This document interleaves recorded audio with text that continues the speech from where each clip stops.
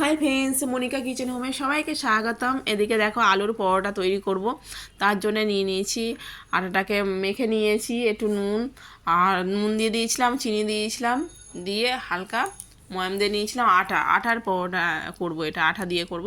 এদিকে আলু সিদ্ধ করে নিয়েছি, এতে নুন দিয়ে দিলাম, জিরে গুঁড়ো দিয়ে দিলাম, লঙ্কার গুঁড়ো দিয়ে দিলাম, ধনের গুঁড়ো আর কাঁচা জোয়ান আর ধনে পাতা কুচি দিয়ে দিলাম, দিয়ে আলুটাকে ভালো করে মেখে নেব।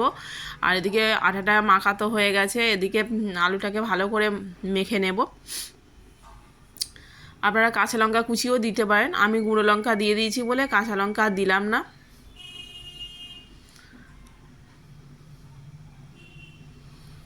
এতে আর আমচুরের আচারও দিতে পারেন। আমচুরের আচারটা আমার শেষ হয়ে গেছে, তাই জন্য আমি দিয়ে দিলাম না। আমচুরের আচার দিয়ে একটু ভালো লাগে, আমচুরের আচার দিয়ে আলুটা মাখা।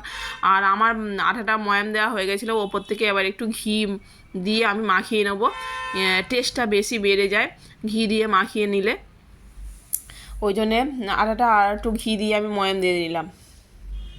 একটু সাদা তেল দিয়েছিলাম, সাদা তেল মিষ্টি আর নুন দিয়ে মেখেছিলাম, আর তারপরে আবার একটু ঘি দিয়ে ময়াম দিলাম। ঘি দিয়ে ময়াম দিলে কি হয়, জিনিসটা আরও টেস্টি হয় খেতে। সেই জন্য আমি আটার মাখা হয়ে গেছে, লেচিগুলো এবার কেটে নিলাম। লেচিগুলো কেটে নিয়ে আর হাতের সাহায্যে এরকম বল মতন একটু গোল করে নিলাম, তা যাতে লেচিগুলো না ফেটে যায়। আমি এবারে হাতের সাহায্যে একটু গোল করে নিয়ে এবার পুরটাকে দেব। পুরটা দিয়ে ভালো করে পুরটা আমি দিয়ে দিলাম, আলুর পুরটা দিয়ে এবার ভালো করে এইভাবে হাতের সাহায্যে দিয়ে চৌদিক দিয়ে তোমাকে ভালো করে ভেঙে না যায়, ফেটে না যায়, সেই জন্য পুরটাকে ভালো করে দিয়ে হাতের সাহায্যে চেপে দিতে হবে। এরকমভাবে চেপে দিতে হবে। চেপে দিলে কি হয়, তোমার হাতের সাহায্যে ওটা ফেটে না যায়। এবার ভালো করে হাতের সাহায্যে গোলটা করে নেবে, কেন গোল করলে এবার বেলার সময় যাতে না ফেটে যায়। আর আমি এদিকে ধনেপাতার চাটনি করবো, ধনেপাতা দিয়ে দিলাম, আর একটু রসুন, কাঁচা লঙ্কা আর টক দই দিয়ে দিলাম। এদিকে নুন দিয়ে দিলাম একটু স্বাদ মতো, গোলমরিচও দিতে পারেন, গোলমরিচ আমি আর দিলাম না। তা দিলে কি হয়, ধনেপাতার চাটনিটা দিয়ে এর সাথে হেভি লাগে খেতে। তা আর কিছু লাগে না। এই আলুর পরোটার সাথে আমি হাতের সাহায্যে দেখো বেলনার সাহায্যে ভালো করে আমি বেলে নিলাম, বেলে নিয়ে ঘি দিয়ে আমি ভাজবো, খেতে খুব সুন্দর লাগে এটা।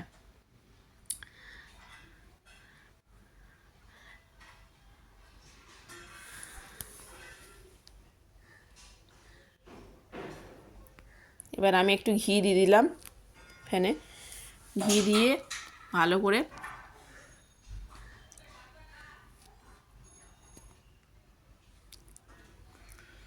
এবার ভালো করে আমি এইটা আস্তে আস্তে তোমার দেখো ঘিটা গরম হয়ে গেছে। গরম হয়ে যাওয়ার পরে আমি এবার পরোটাগুলো একটা একটা করে আমি দিয়ে দিলাম, দিয়ে এবার ভেজে নিলাম। কি সুন্দর লাগছে দেখো খেতে। আর এবার তোমাদের দাদাভাই প্রথমে স্টার্ট করলো ধনেপাতার চাটনি, আর এদিকে সস দিয়ে আমি প্রথমে পরিবেশন করলাম ধনেপাতার চাটনি আর সস। কেমন লাগলো ভিডিওটা জানিও বন্ধুরা। বাই বাই, আবার ভালো থেকো।